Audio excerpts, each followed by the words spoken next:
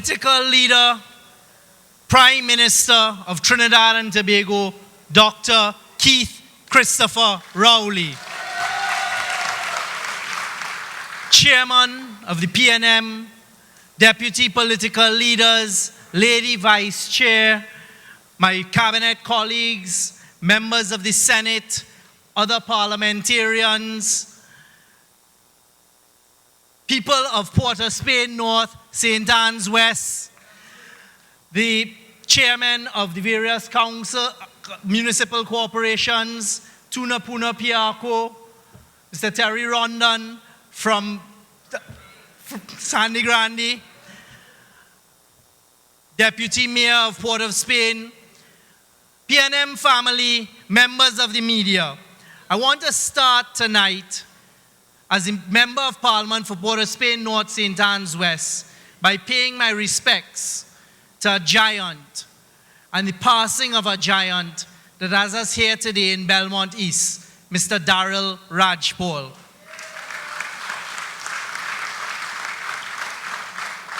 And to our neighboring constituency, another giant who unfortunately passed away, Mr. Bruno in Barataria. Patriotism. I am going to talk to you all tonight about patriotism, and I'm going to talk to the country that's listening to us and viewing us about why never again UNC. And I want to start by showing them what patriotism looks like. You like the new shoes with the red soles? Check the socks. Black, white, and red socks. Standing in a hall and seeing red makes me energized. Now let me tell Kamala and a band of followers about Belmont, because I have been observing what they've been doing in the last couple weeks in Belmont. First point to the population of Trinidad and Tobago: the PNM sees no race. Every creed and race finds an equal place in the PNM.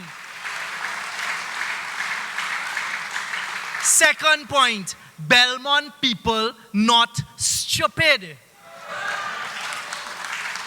So I have been looking to see who Kamala sends into Belmont. 2015, she sent Doppy. Doppy is from Naparima, spinning a wheel on the outskirts of Belmont. Car come into Belmont. That's the first person. But within recent time, they have chosen who they send into Belmont. I have been welcomed from day one in 2014 in everywhere in the country I've gone, and particularly in Port of Spain North, St. Anne's West. Absolutely no issues, because every creed and race finds an equal place in the PNM and in Port of Spain North, St. Anne's West, and particularly in Belmont. They, of course, choose to send Jerlene John and Wade Mark into Belmont. You think that's a coincidence? They think Belmont people stupid? Well, let me tell you all something if you've forgotten who Jerlene John is. Jerlene John is now a deputy political leader of the UNC. But she was also the managing director of the HDC. And I want to ask all of the HDC planning projects in Belmont whether you all ever saw Jerlene John when she was the managing director of the HDC. The answer is no. But they sent Jerlene with her Gucci boots, the Gucci boots that Monilal gave her from the money that he borrowed, into Belmont. And Wade Mark, so embarrassed at the UNC, he never puts on his jersey the way we put it on. He's put on his jersey over his shirt, because when he going home, he wants to take off his UNC jersey. Well, I have a message tonight from Belmont East and from Port of Spain North, St. Anne's West. UNC, you're not welcome here. We are winning with PNM.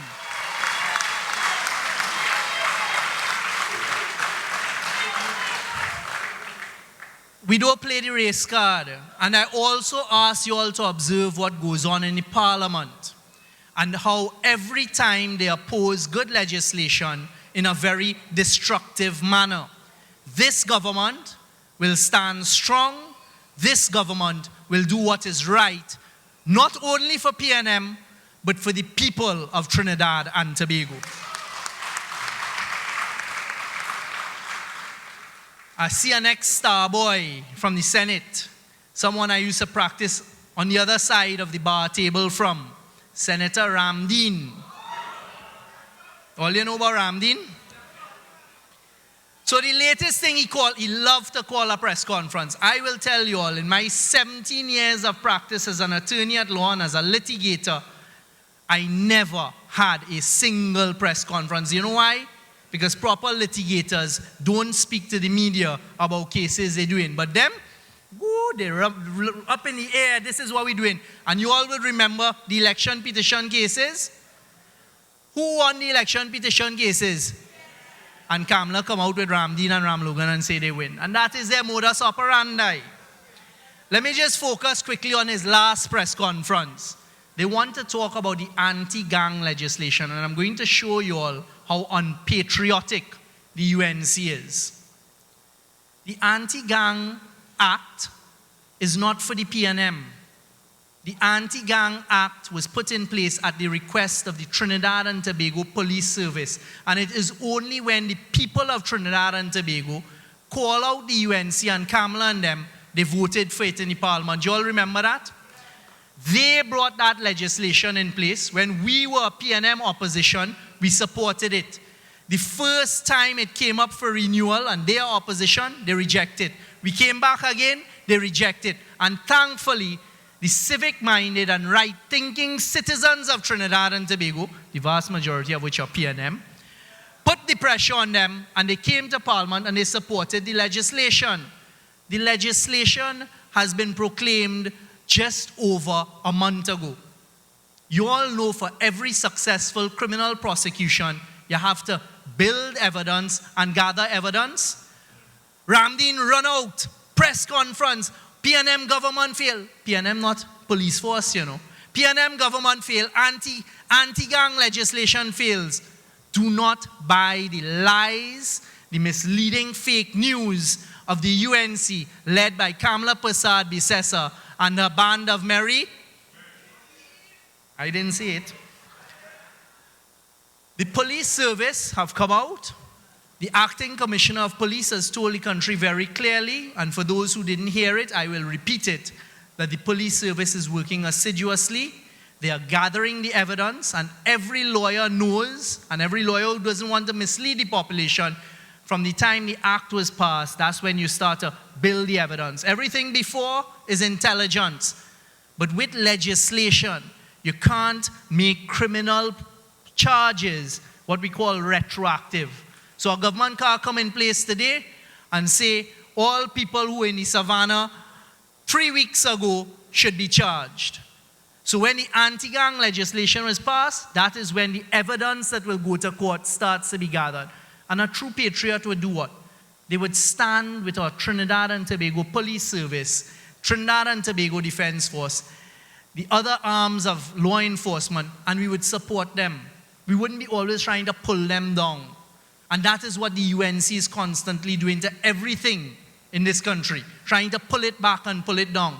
Well, I stand here today without fear of contradiction to give my support as a citizen of Trinidad and Tobago, as a member of Parliament, your member of Parliament, and as your representative to the Trinidad and Tobago Police Service, who have told us they're gathering the evidence to bring the first set of successful charges under the anti-gang legislation. And I want you all to support the police as they do it. You remember a little while ago I told you the first people to bring that legislation in place was the UNC? It failed under them. You know why? Because they did not do it properly. They were the ones who did not do it properly. The state of emergency, everything they did failed and collapsed, costing us taxpayers tens of millions of dollars in damages now. Under this government, despite their fake news and their lies, we will do things properly and we will support the Trinidad and Tobago Police Service.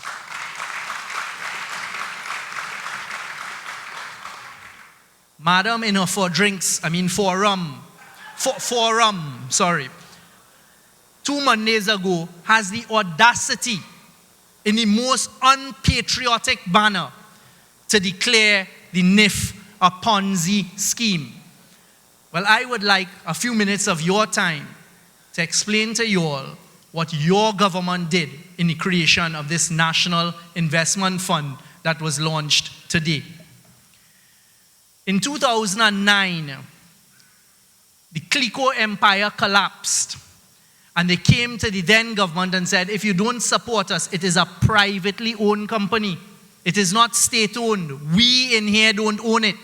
Came to the government and said, if you don't support us, it will have a run on the economy, it will send shattering earthwaves through the economy, and Trinidad and Tobago's economy would collapse. The government said, we will prop it up. Our now Prime Minister, Member of Parliament for Diego Martin West, asked the billion-dollar question. How much would it cost before they supported it in Parliament? At the time in 2009, 2010, it was estimated to be $5 billion. Unfortunately, PNM lost the election in May 2010, and for 5 years and 3 months, Kamala Persad-Bissessar, with her 2 ministers of finance, was in charge of the whole collapse of the Clico and what went on. When we came into office, one of the first things the Minister of Finance asked is, what is the bill to the taxpayers? The bill by then was over $23 billion for a privately owned company with your taxpaying money and my taxpaying money propping it up. In 5 years and 3 months, they did nothing to protect us with that $23 billion. They kept rolling over an agreement with the shareholders that they would try to work things out. That was all that was holding together $23+ billion of your money. No security. We all know if we go to the bank for a loan for a car, a loan for anything, the bank takes security over something. So if we default, the bank will take whatever it is we gave as security. Not so? They did nothing. So as soon as we came in, the shareholders get big, they get bad. And they told the taxpayers, you know what? We're not signing the agreement again. And we're not giving you security over the $23 billion you owe. So what did your government do? We went to court. And we fought hard, not for PNM, not for the government, but to protect every taxpayer in Trinidad and Tobago. We even fought against former PNM ministers who are advising the shareholders how to take over the company without giving any security for $23 billion owed to the taxpayers of Trinidad and Tobago. And your government, your Prime Minister, Minister of Finance and Cabinet came under tremendous pressure. But what did we do? We stayed calm in the face of the attack. We found the best lawyers. We guided the lawyers. We took it to court. And we succeeded in appointing liquidators that then protected, for the first time, the taxpayers of Trinidad and Tobago in that whole Clico fiasco. Your PNM government did that. This administration did that. So now we need to recover the money. Because when we come in, 90% of our revenue from oil and gas disappeared within the first year of us being in office. Oil prices dropped from over $100 in 2013 to when we came in the second year, 2016, 2017, hovering down to as low as upper $28. Do you know what it is if your income is $100 a week and now you have to survive on $10? So do not for a moment think that this government is not competent, because no jobs were lost in that. No public service lost their job, and we held the economy together for you. So let me get now to the NIF. The assets for the NIF are Republic Bank shares, Angostura shares, Whitco shares, OCM shares, and something called Trinidad Generation Unlimited, TGU, which is a company that produces electricity for T&Tech. Those are what we call blue chip assets. Again, from those 5 years, 3 months, they did nothing to recover the money from CLICO or CIB. What we did is we went in, we did things in accordance with the law, court approvals, and we got the assets from those 4 blue chip companies that are publicly traded, and we added TGU. $8 billion worth of assets. And you know what another government would have done? Like what they did with FCB when they started to sell off FCB. All of the money they got, you just threw it immediately into expenditure. So you sell an asset for $20, you spend the $20, it means you have nothing left. This government said we're not doing that. We took the assets worth $8 billion. We have created a fund, a company that we've put it into, and now that company is issuing bonds for $4 billion. So the future generation, all of the children and the children in the future and the leaders of the future now have assets that are protected for the next 20 years rather than spend the money, throw it into a black hole and it disappears. Do not underestimate that. And we did not do this plan only for institutional investors, and as we know, the 1% or the 2% or the 5%. No, we broke it down to multiples of $1,000. So everybody who has $1,000 of savings, you could put it into these bonds for 5 years. You'll be paid interest twice a year at 4.5% on $1,000. There is no bank, there is no financial institution in Trinidad and Tobago that would give you 4.5% interest a year, paid twice a year on $1,000. That is what the PNM government has done for you.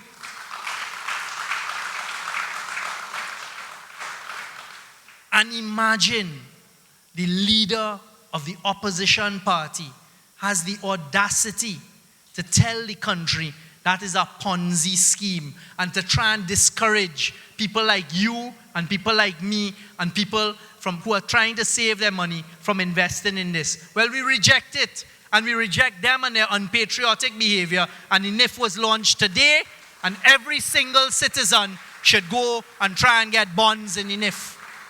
Because we've protected the assets for the next 20 years. The dividends paid by those companies come in. Over $230 million a year is what we need to pay in interest. The dividends are expected to be over $360 million. So immediately you have $100+ million that we will continue investing for the people of Trinidad and Tobago. Not like what they did.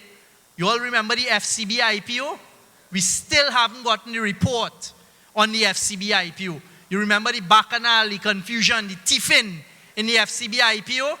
Your PNM government isn't doing that. What we've done is given every single citizen in Trinidad and Tobago an opportunity to invest and save for your future. Thank you, PNM government.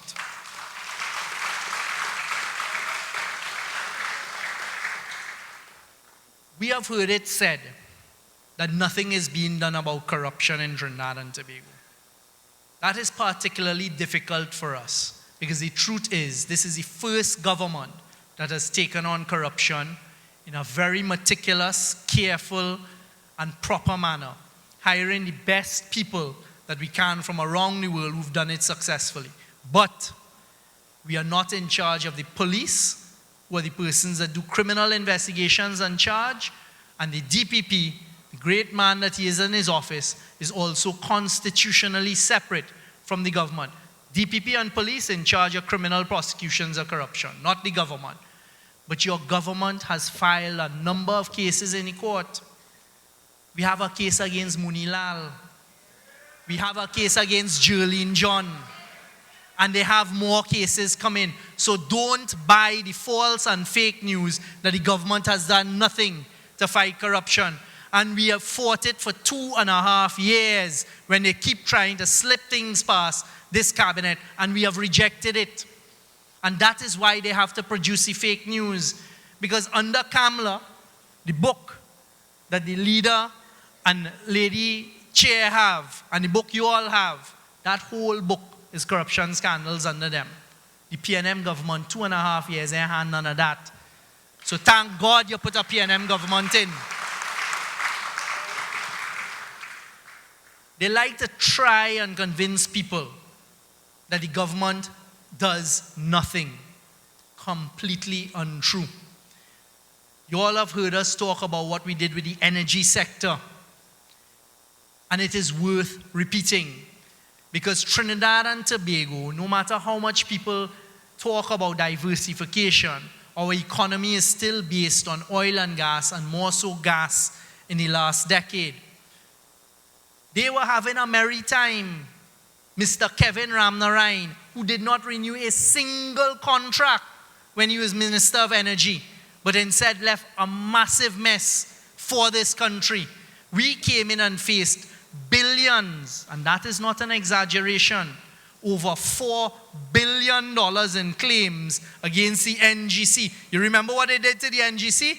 They took $14 billion of cash out of NGC under their time. They don't like us to repeat it, but it is the truth.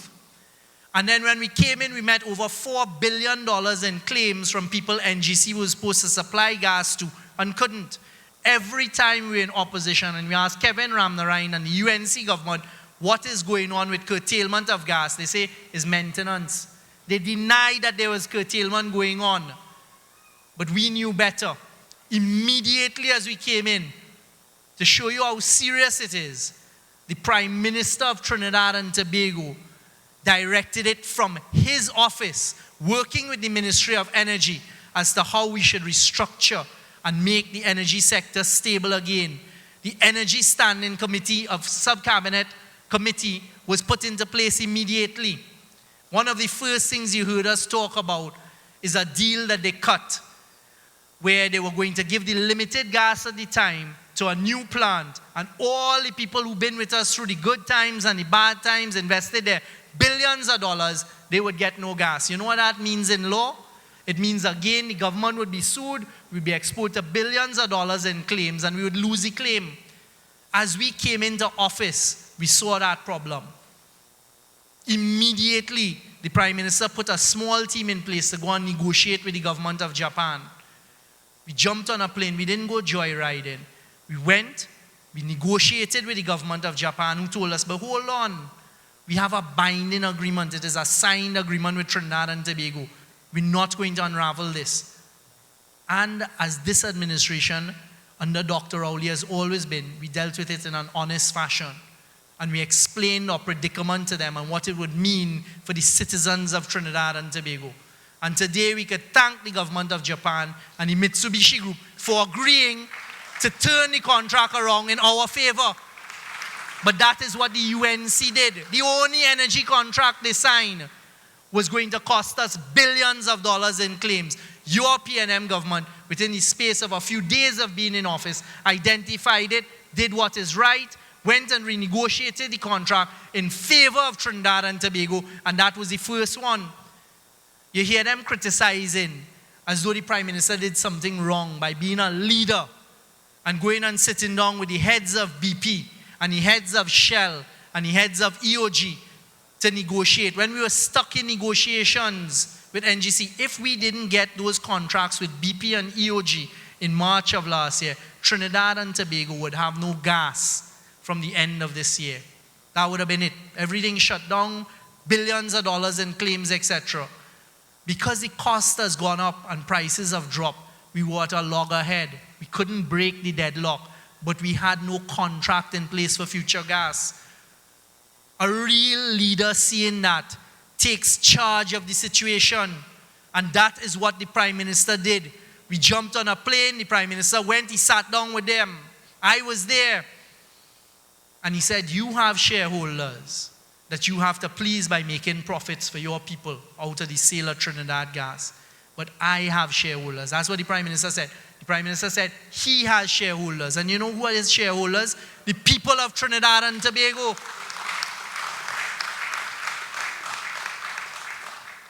And we stood in difficult circumstances and we negotiated, and the Prime Minister, he didn't go there to agree a gas price. We still have phones, we have email, text messages.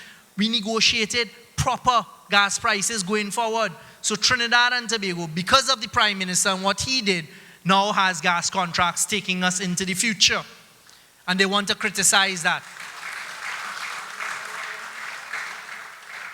Kamala Persad-Bissessar did not negotiate anything during her tenure. We negotiated it, the Prime Minister negotiated it, and your government now has provided a future of gas for Trinidad and Tobago. Another thing we face, you heard me talk about claims against NGC. All of the companies that NGC is selling gas to, NGC couldn't sell because they didn't have gas. So the companies sued them. I am happy to report here today, under the leadership of the Prime Minister, Minister Khan, and the Cabinet, with some assistance by me, we have negotiated and settled CNC gas. You remember when they shut down the plant and everybody said we'll collapse the economy? We didn't. We got a good deal for NGC, and they are up and running. The gas price is settled. I'm happy to announce, Nutrien, another one has been settled, and we're about to settle a number of other gas contracts that they left behind. That is what your government did for the energy sector that we depend on. Diversification. They love to talk about diversification. Let me ask you all a question. The best time to diversify, which means to invest in other things, is not when you have money in your pocket. So why they didn't take the $16 billion from NGC and diversify? They ain't diversifying nothing. They diversify bank accounts of certain people all over the world. Right? They diverted the money. When oil was over $100 a barrel, I want Kamala Persad-Bissessar and Munilal and Dopi and the rest of them to tell this country what they did to diversify the economy. Any of you all could name a single project that they diversified to, a single hotel they built, anything to earn money for Trinidad and Tobago? The answer is no. Correct. But in this time and this day and age, under these difficult circumstances, let me tell you all, Trinidad and Tobago, what this government is doing to diversify. Sandals. They like to ball at Sandals. Sandals is one of the only, if not the only, Caribbean company, born and bred in the Caribbean, that is on Fortune 500. And rather than be proud to stand with something like that, a brand from the Caribbean, every minute they ball in Saddam Hussein in the Senate and Dopi in the House and the rest of them. Why sandals? How you choose sandals? We chose sandals because that's the best product for Tobago, and we will get it done.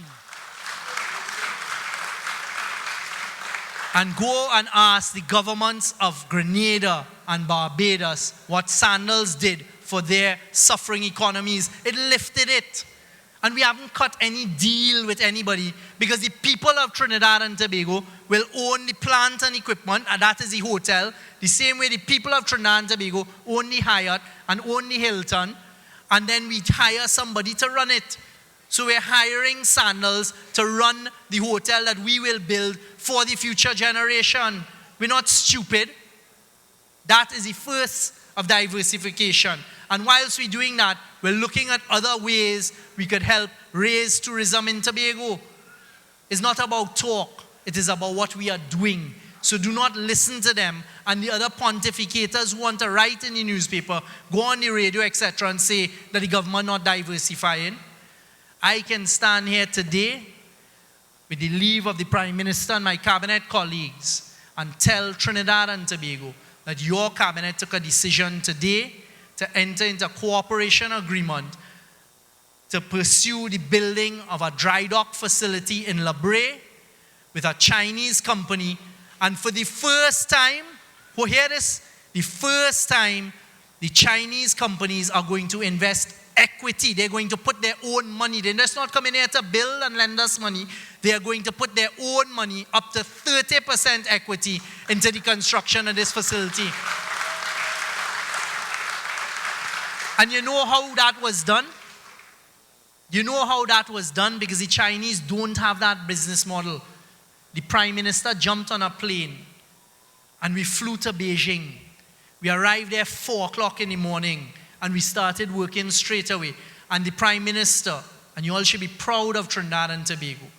The second largest economy in the world, China. The largest population in the world, China. And small Trinidad and Tobago stood up there with pride. And the Prime Minister asked the Premier, who's the equivalent Prime Minister in China, and President Xi Jinping, who's the President, who Forbes has said is the most powerful man in the world this year.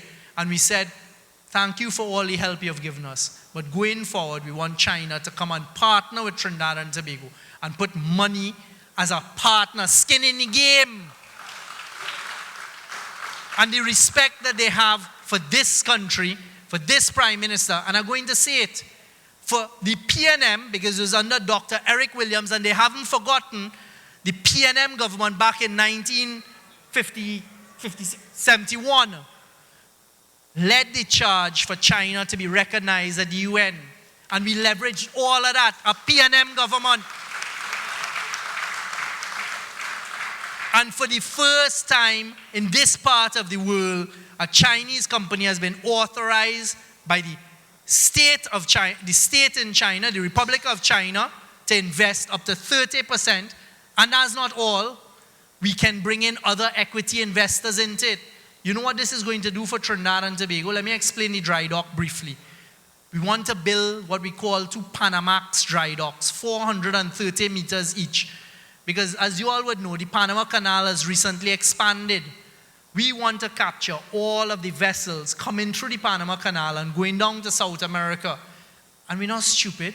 We chose China because China has some of the most shipping in the world. So if we could get a percentage of the Chinese vessels from the people who own the vessels, now having skin in the game in our dry dock, that is not diversification. Watch out, Labre. And it is going to earn foreign exchange. That is a massive project. The cabinet took a decision today to proceed full speed ahead. You all would have heard us talk about an industrial park recently. Again, for the first time, we negotiated 10 top-class tenants. And Minister Gopi Skoon's Ministry of Trade, will be announcing in the not-too-distant future other tenants that want piece of the action.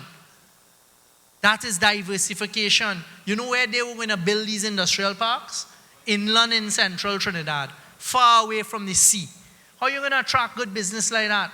We came in, they had millions of US dollars of claims against Trinidad and Tobago because of what the UNC did with the industrial parks. We negotiated not to pay a cent of those claims, but it would be absorbed in a new, bigger, larger, better project going forward. That's what your government did. So that also is part of diversification. You may have heard us talk today. Another thing that was done on the recent trip to China and Australia, because we don't go on joyrides, is grueling. There was one day in Australia that we flew 4 times, 4 airports and 4 planes that day from meeting to meeting. Well, 2 of the best shipbuilders in the world for fast ferries come from Australia. They were here yesterday, Incat and Hostal. They met with a cabinet-appointed evaluation team that is going to report to cabinet next week. And I am hoping, and I feel confident, that in the not-too-distant future, Trinidad and Tobago will have 2 brand new fast ferries for the sea bridge between Trinidad and Tobago. And again, let me tell you all something. We are looking at those ferries also being used, the sea assets that we have, to do day trips around Tobago, part of diversification if Sandals is going to be there. Right? So we're not sitting quietly, we're working. Do not buy their fake news, the hype and the stupidity that the government is doing nothing to diversify. National security, let me touch on it very, very briefly. This government is not putting its head in the sand. There is a problem with crime in Trinidad and Tobago. We're working hard with the police service. Our intelligence gathering capabilities have been rebuilt. They don't like us talking about the OPVs, but where do the guns and the ammunition and the firearms come from? They're coming from in Trinidad. It's from offshore. First thing they did is cancel all the boats, all the vessels. They weren't using any, canceling OPVs. You know what she was using the helicopter for the OPVs to do? Ask her how she was getting from Philippines to Port of Spain and back to Philippines. Not via car, via helicopter. They get rid of the blimp. Everything that was in place to fight international crime coming into Trinidad, they got rid of. Well, we have asked Hostal to look at the patrol vessels that they let rot. They've given us a proposal. We are going to get those 6 fast patrol vessels back on the water to work up in the Gulf of Paria. We're looking at getting another vessel, a Navy vessel, to patrol the north, east, and south coast to solidify our borders. So the government is working with law enforcement. There's a lot more that could be said, but the message here tonight is they are unpatriotic and they don't like to hear it, but it is the truth. And Trinidad and Tobago continue to observe how they behave, the destructive manners, the fake news. They have a former minister there, all he's do whole day under fake names. Was it one of them's Curtis Lawrence is the fake name he uses? Curtis Lawrence. Ask Devon about Curtis Lawrence. And Devon Maraj every day writing in the media, trying to give them plots as to what to say. Civic right-minded citizens of Trinidad and Tobago, don't fall for that. Don't fall for what they put on social media and how they try to mislead people. This government is working hard. This government is doing what is right and doing what is right for Trinidad and Tobago. And that is what patriotism is. Belmont East, Barataria, we go to the polls on Monday. At this stage, what we have to do is make sure our machinery is working on Monday. And on Monday night, we will lead both Nicole Young and Kimberly Small from their respective areas to Balize House, celebrating victory once again, saying, great is the PNM, great is the PNM, great is the PNM, and we shall prevail.